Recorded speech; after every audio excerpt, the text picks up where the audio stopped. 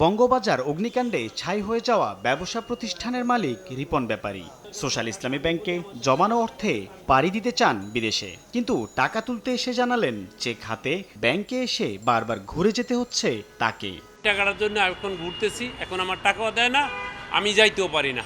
ব্যাংকে গেলেই শোনা যায় নিজের রাখা টাকা তুলতে এসে বিপাকে পড়া হাজারো গ্রাহকের ভোগান্তির কথা। টাকার প্রয়োজন, টাকা দিতে বলছে দালালে, টাকা না দিলে ফ্লাইট দিবে না। আমাদের দরকার, কিন্তু আমরা টাকা ওইভাবে পাচ্ছি না। এমন অবস্থার কারণ হিসেবে এসআইবিএল এর ব্যবস্থাপনা পরিচালক বলছেন, গ্রাহকের আস্থার সংকট বর্তমানে নতুন করে ব্যাংককে ফেলেছে অর্থ সংকটে। ব্যাংক যে বিনিয়োগ করেছে ওখান থেকে সকল টাকা তো একদিনে তুলে আনতে পারবে না, কিন্তু আমাদের ডিপোজিটররা ওনার টাকার মায়ার কারণে ওনার টাকা উনি চাইতে পারেন, কিন্তু উনি অ্যাডভান্স চাচ্ছেন।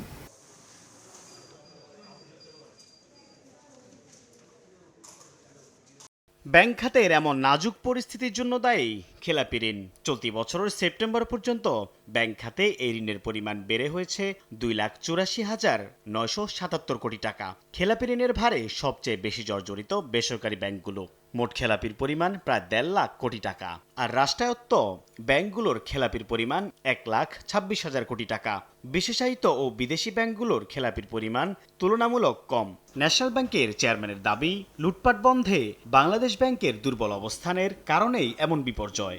সংকুচিত মুদ্রানীতি ফলো করে মানি সাপ্লাই বাড়াবো না, ওই এক রাস্তা যদি বসে থাকে IMF এর ফর্মুলা নিয়ে দেশকে আরো বিপদে ফেলাইব। তো একবার এই বাংলাদেশ ব্যাংকের সহায়তায় এই বাণিজ্যিক ব্যাংকে লুটপাট হয়েছে। এখন কেন্দ্রীয় ব্যাংক একই লোক আবার বাণিজ্যিক ব্যাংকগুলোকে গলা চিপিয়ে ধরতেছে।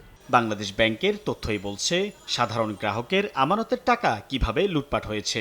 তবে পরিবর্তিত পরিস্থিতিতে সময় এসেছে গ্রাহকদের মনে আস্থা ফেরানো, এমন পরামর্শ ব্যাংক মালিকদের সংগঠন বিএবির। ব্যবসা বের করতে প্রথম কাজই হচ্ছে আপনাকে ডিপোজিটরের যে আস্থা ওইটাকে প্রতিষ্ঠিত করতে হবে। ওইটা যে পর্যন্ত না প্রতিষ্ঠিত হবে সে পর্যন্ত আপনি ব্যাংক ইমপ্রুভ করতে পারবে না। অর্থনীতিবিদরা বলছেন, ঋণ খেলাপি ধরতে কঠোর না হলে ভেস্তে যাবে সব উদ্যোগী। নন পারফর্মিং লোন সেটাকে কিভাবে কমানো যায় এবং ফিরিয়ে আনা যায় সেটি খুবই গুরুত্বপূর্ণ। আন্তঃব্যাংক থেকে সহায়তা পাওয়ায় দুর্বল ব্যাংকগুলোর প্রতি গ্রাহকের আস্থা ফিরতে শুরু করলেও অভিযোগ রয়েছে, চাহিদা অনুযায়ী টাকা দিতে পারছে না অনেক ব্যাংকই। এমন অবস্থার অবসান কবে ঘটবে সেই উত্তর জানে না গ্রাহকের অনেকেই। সাইফুল ইসলাম, সময় সংবাদ, ঢাকা।